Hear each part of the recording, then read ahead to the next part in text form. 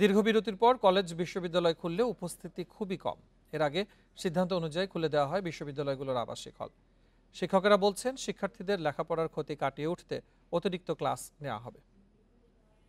প্রিয় নম্বর সেট করে বিকাশে সেন্ড মানি করুন ফ্রি।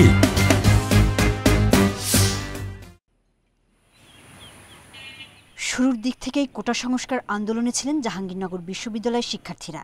পরবর্তী ঘটনা প্রবাহে অন্যান্য শিক্ষা প্রতিষ্ঠানের সঙ্গে বন্ধ হয়ে যায় বিশ্ববিদ্যালয়। বিরতির পর রোববার থেকে শুরু হয়েছে শিক্ষা কার্যক্রম। এখন সেশন জট কাটিয়ে ওঠায় নজর শিক্ষার্থীদের। দীর্ঘদিন আন্দোলনের ফলে পড়াশোনায় একটি গ্যাপ তৈরি হয়ে গিয়েছে। আমরা আশঙ্কা করছি যে আমরা হয়তো একটা সেশন জটে পড়তে পারি।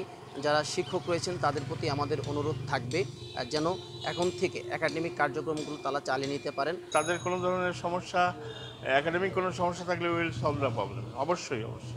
এবং সেজন্য আমরা অতিরিক্ত ক্লাস নেব এবং তাদের সাথে ইন্টারাক্ট বেশি করব। রাজশাহী বিশ্ববিদ্যালয়ের 2-1টি বিভাগে সীমিত পরিসরে ক্লাস শুরু হলেও শিক্ষার্থী উপস্থিতি কম। শিক্ষকরা জানিয়েছেন, উপাচার্য সহ প্রশাসনের 75 জনের বেশি কর্মকর্তা পদত্যাগ করায় সিন্ডিকেট সভা ডাকা সম্ভব হয়নি। অনির্দিষ্টকালের জন্য বন্ধ করা হয়েছিল, এটা যদি আবার ওপেন করতে হয়, এটা সিন্ডিকেট মিটিং করে আবার খুলতে হবে, চালু করতে হবে।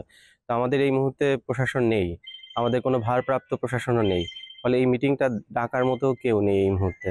ফলে আনুষ্ঠানিকভাবে ক্লাস শুরু করতে গেলে আমরা যদি আমাদের অধ্যাদেশ মেনে চলি, তাহলে অবশ্যই এই মুহূর্তে ভাইস চ্যান্সেলর লাগবে। শাহজালাল বিজ্ঞান ও প্রযুক্তি বিশ্ববিদ্যালয়ে শিক্ষার্থীদের উপস্থিতি দেখা যায়নি বললেই চলে।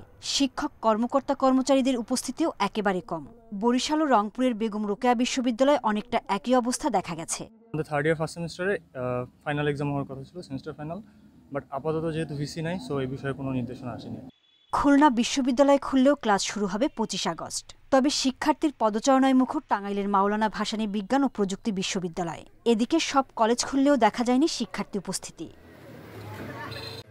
সোহেলি জাহান, ইন্ডিপেন্ডেন্ট নিউজ।